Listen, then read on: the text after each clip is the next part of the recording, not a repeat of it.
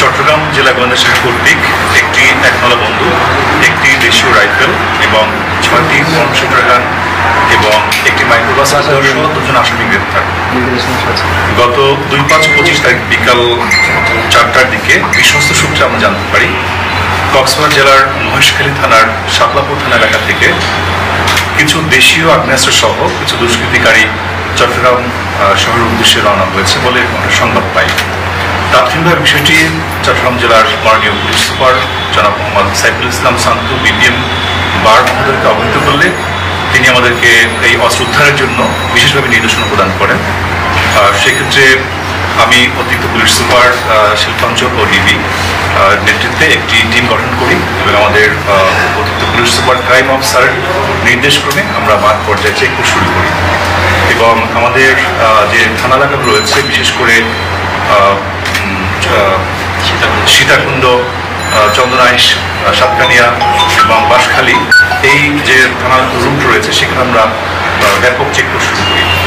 এক পর্যায়ে আমরা গভীর রাতে সীতাকুণ্ড থানার বাঁশবাড়িয়া থানা এলাকায় চেকপোস্ট করাকালীন একটি মাইক্রোবাস, কালো মাইক্রোবাসকে যখন সিগন্যাল দেওয়া হয় তারা আমাদের সিগন্যাল ভায়োলেট করে বাম দিকে রাস্তায় নেমে যেতে শুরু করে।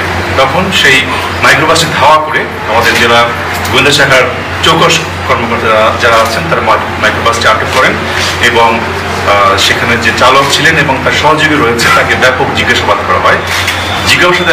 জিজ্ঞাসাবাদের এক পর্যায়ে তারা স্বীকার করেন যে তাদের মাইক্রোবাসের বিভিন্ন জায়গাতে সুকৌশলে কিছু দেশীয় আগ্নেয়াস্ত্র লুকানো রয়েছে। এরপর আমরা ব্যাপক তল্লাশি শুরু করি। তল্লাশির এক পর্যায়ে মাইক্রোবাসের ড্যাশবোর্ড, সিটের পিছনে এবং বিভিন্ন জায়গায় একটি একতলা বন্দুক এবং একটি দেশীয় তৈরি রাইফেল এবং 6টি অনশুটার গান সেখানে আমরা পাই এবং তাদেরকে প্রাথমিকভাবে জিজ্ঞাসাবাদে তারা জানায় যে এই অস্ত্রগুলো তারা মহেশখালী থেকে নিয়ে নোয়াখালী জেলার দিকে যাচ্ছিল এবং তারা এও বলে স্বীকার করে যে অস্ত্র ক্রয় বিক্রয়ের সাথে তারা জড়িত। তাদেরকে নিয়মিত মামলায় গ্রেপ্তার করা হয়েছে এবং সীতাকুণ্ড থানায় মামলা রুজু করা হয়েছে। নোয়াখালীর কোথায় যাচ্ছিল এবং কি কাজের জন্য কারা কিনছিল এই অস্ত্রগুলো? প্রাথমিকভাবে তারা জিজ্ঞাসাবাদ করেছে, যে জিজ্ঞাসাবাদের উত্তর দিয়েছে যে আমরা এই অস্ত্রগুলো নিয়ে যাচ্ছি, তারা বিক্রয়ের উদ্দেশ্যে নিয়ে যাচ্ছে। কিন্তু পরবর্তীতে তাদের রিমান্ডে এনে জিজ্ঞাসাবাদ করে পরবর্তী তথ্যগুলো আমরা বের করতে পারবো আশা করি।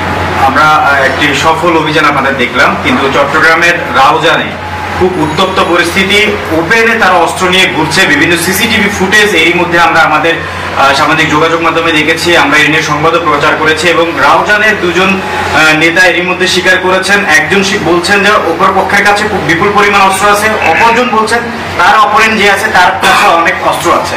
এগুলো জানার পরেও আপনাদের আসলে এই জায়গাটাতে অস্ত্র উদ্ধারে কি পর্যায়ে আপনারা রয়েছেন বা এখন পর্যন্ত কতজনকে আটক করতে পেরেছেন? অনেকগুলো মার্ডারও কিন্তু এর মধ্যে সেখানে হয়ে গেছে। আচ্ছা, রাউজানের ব্যাপারে আমি বলি, সেটা হলো আপনারা জানেন যে রাউজানের কয়েকটা ইনসিডেন্টের সংবাদ যেমন আপনাদের কাছে এসেছে, আমরাও প্রত্যক্ষ করেছি। এরপরে আমরা ওইখানে বিশেষ চেকপোস্ট পরিচালনা করছি, পাশাপাশি আমাদের থানা পুলিশের তরফ থেকে ওইখানে নিয়মিত অভিযান পরিচালনা করা হচ্ছে। এখানকার সন্ত্রাসীদের যে প্রবণতাটা দেখা যাচ্ছে, তারা একটা ঘটনা ঘটিয়েই বিভিন্ন দুর্গম অঞ্চলে আশ্রয় গ্রহণ করছে। ইতিমধ্যেই আমাদের যে কার্যক্রম ওই সকল অঞ্চল থেকে কীভাবে অস্ত্র উদ্ধার করা যায় সেই সংক্রান্তে আমাদের গ্রাউন্ড ওয়ার্ক চলছে। আশা করি খুব শীঘ্রই এই সংক্রান্তেও আপনারা ভালো রেজাল্ট পাবেন। এখন পর্যন্ত কোনো অস্ত্র উদ্ধার আছে কিনা সেই জায়গায়? এখন পর্যন্ত বলতে আপনারা হয়তো অবগত আছেন এবং আমরা কিন্তু একটা মিডিয়া প্রেস ব্রিফিং করেছিলাম, আমাদের মাননীয় পুলিশ সুপার মহোদয় প্রেস ব্রিফিং করেছিলেন।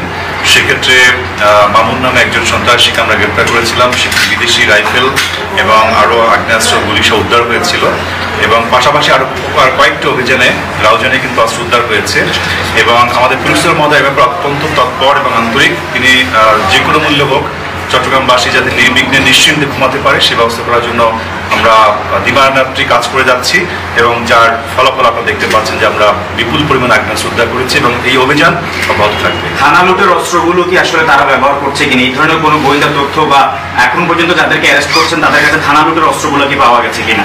কারণ আমরা যখন সাতকানিয়ার একটা ঘটনা সেটাতে আমরা দেখেছিলাম যে থানার অস্ত্র তাদের কাছে পাওয়া গিয়েছিল। একটু যদি বিষয়টা বলেন। অ্যাকচুয়ালি আমাদের যে থানার যে সরকারি অস্ত্রগুলো রয়েছে সেটা উদ্ধারের জন্য কিন্তু আমাদের অভিযান অব্যাহত রয়েছে এবং আমরা প্রতিনিয়ত গোয়েন্দা গোয়েন্দা তথ্য সংগ্রহ করছি এবং সেক্ষেত্রে আপনারা হয়তো আশানুরূপ সফলতা দেখবেন আশা করি। তাদের কাছে কি এই অস্ত্রগুলো আছে কি কি মনে করছেন, বা তারা যে এখন পর্যন্ত কোনো তথ্য পেয়েছেন কিনা? এটা আসলে গোয়েন্দা তথ্য, এটা আমাদের অভিযানের ক্ষেত্রে কিন্তু এভাবে বলাটা ঠিক হবে না, কারণ আমরা কাজে প্রমাণ করতে চাই। আচ্ছা, এই যে অস্ত্রগুলো উদ্ধার করা হয়েছে তাদের বিশাল কোনো প্ল্যান ছিল কিনা, এবং উভয় পক্ষের সঙ্গে আপনাদের দুই দিকে সেখানে কি বড় কোনো পরিকল্পনা ছিল এতগুলো অস্ত্র একসাথে নিয়ে যাওয়া ছিল? এই ব্যাপারে আপনাদের বলি, এটা একটা অস্ত্র উদ্ধার অভিযান পরিচালিত হয়েছে। এর পরবর্তীতে আমরা আসামিদের যখন ব্যাপকভাবে জিজ্ঞাসাবাদ করার সুযোগ পাবো বিজ্ঞ আদালতের অনুমতিক্রমে, তখন এটার উৎস, ডেস্টিনেশন এগুলো সম্পর্কে আমরা আরো বিস্তারিত তথ্য জানতে পারবো। এখন শুধুমাত্র অস্ত্র উদ্ধার কার্যক্রম এবং মামলা গ্রহণের প্রক্রিয়া সেটা শেষ হয়েছে। বাকিটা আমাদের যে তদন্ত প্রক্রিয়ার ধারাবাহিকতা, সেই ধারাবাহিকতায় আমরা বের করে নিয়ে আসতে সক্ষম হব। একটা বিষয় হচ্ছে এদের মানে এরা কতদিন ধরে এই অস্ত্র বিক্রি করছে বা সরবরাহ কোন কোন জেলায় করছে, আর হচ্ছে এদের ব্যাপারে আর কোনো মামলা আছে কিনা? আমরা প্রাথমিকভাবে যে সিডিএমএস আমাদের যে মামলার রেকর্ড থাকে আপনারা জানেন, সেখানে এদের নামে কোনো মামলার রেকর্ড পাওয়া যায়নি। আমরা অনুসন্ধান করেছি, আর তারা প্রাথমিকভাবে বলেছে এটা তাদের প্রথম মানে অপারেশন, বাট আমাদের মনে হচ্ছে যে তারা হয়তো আরো অপারেশন করতে পারে। এটা পরবর্তী জিজ্ঞাসাবাদের তথ্যগুলো বেরিয়ে আসবে। কারো প্রশ্ন আছে? না, থ্যাংক ইউ।